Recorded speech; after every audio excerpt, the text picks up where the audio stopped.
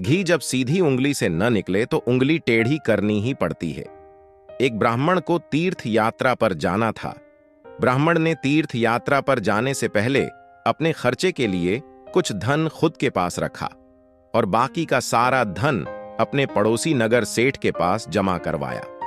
ब्राह्मण ने उस सेठ से कहा कि मैं ये धन तीर्थ यात्रा से लौटने पर वापस ले लूंगा।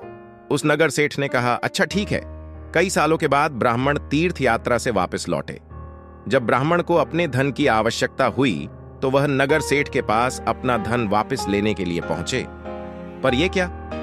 नगर सेठ ने धन वापस करने से इनकार कर दिया और कहा कि अगर तुमने मेरे पास धन जमा करवाया है तो उसका प्रमाण दिखाओ।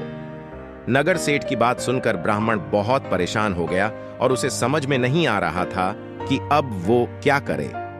कुछ समझ में न आने पर ब्राह्मण राजा के पास पहुंचा, किंतु प्रमाण न होने के कारण राजा भी कुछ करने में असमर्थ था। ब्राह्मण को एक उपाय सूझा जिससे नगर सेठ बिना कुछ कहे ही उसका धन वापस कर दे। ब्राह्मण ने वह उपाय राजा को बताया।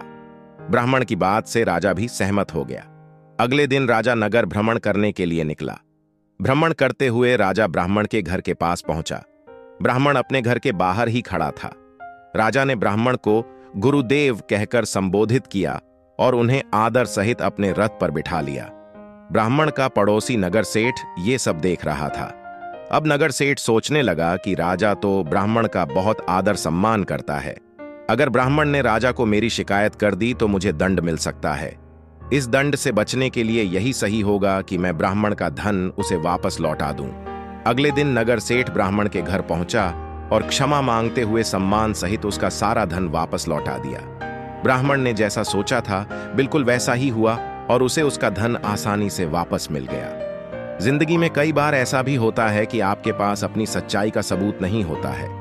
ऐसी परिस्थितियों में काम निकालने के लिए सीधेपन की राह को छोड़कर चतुराई का मार्ग अपनाना बहुत ज्यादा जरूरी होता है।